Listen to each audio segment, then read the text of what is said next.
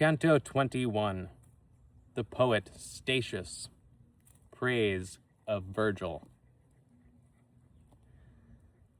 The natural thirst that ne'er is satisfied, excepting with the water for whose grace the woman of Samaria besought, put me in travail, and haste goaded me along the encumbered path behind my leader, and I was pitying that righteous vengeance.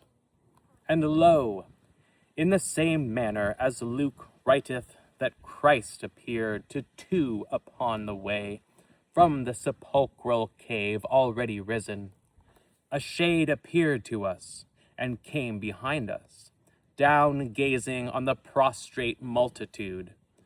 Nor were we ware of it until it spake, saying, "My brothers, may God give you peace." We turned us suddenly, and Virgilius rendered to him the countersign thereto conforming. Thereon began he, "In the blessed council, thee may the court voracious place in peace, that me doth banish in eternal exile." "How?" said he, and the while we went with speed, "If ye are shades whom God deigns not on high, who up his stairs so far has guided you?" And said my teacher,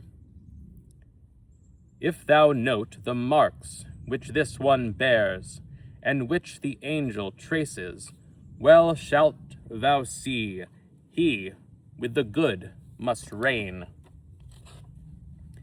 But because she who spinneth day and night for him had not yet drawn the distaff off, which Clotho lays for each one and compacts, his soul, which is thy sister and my own, in coming upwards could not come alone, by reason that it sees not in our fashion. Whence I was drawn from out the ample throat of hell to be his guide, and I shall guide him as far on as my school has power to lead. But tell us, if thou knowest, why such a shudder, erewhile the mountain gave, and why together all seemed to cry, as far as its moist feet?" In asking, he so hit the very eye of my desire, that merely with the hope my thirst became the less unsatisfied.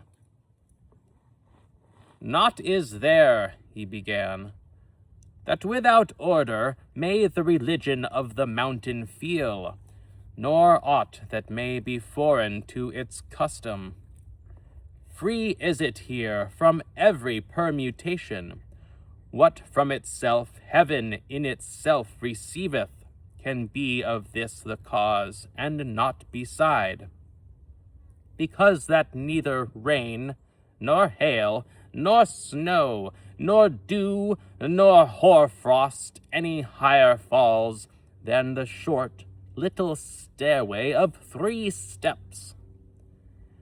Dense clouds do not appear, nor rarefied, nor coruscation, nor the daughter of Thaumas, that often upon earth her region shifts. No arid vapor any farther rises than to the top of the 3 steps I spake of, whereon the vicar of Peter has his feet.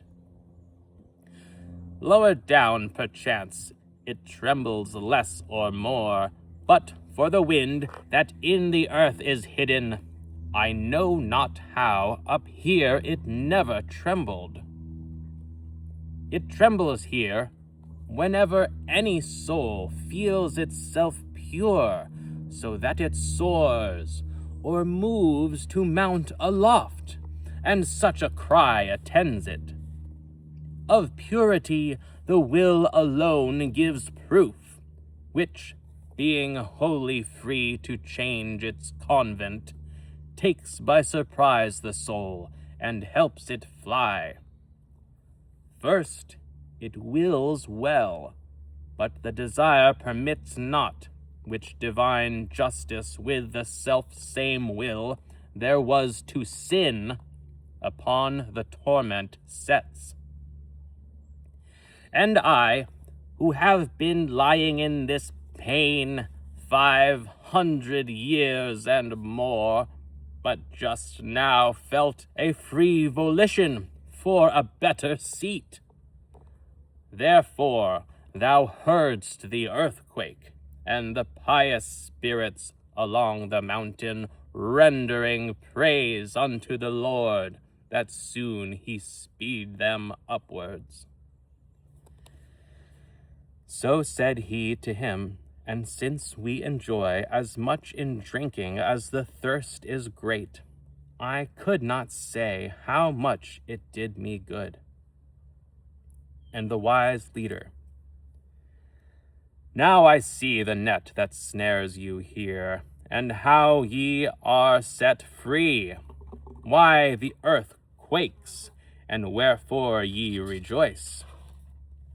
Now, who thou wast, be pleased that I may know, and why so many centuries thou hast here been lying, let me gather from thy words.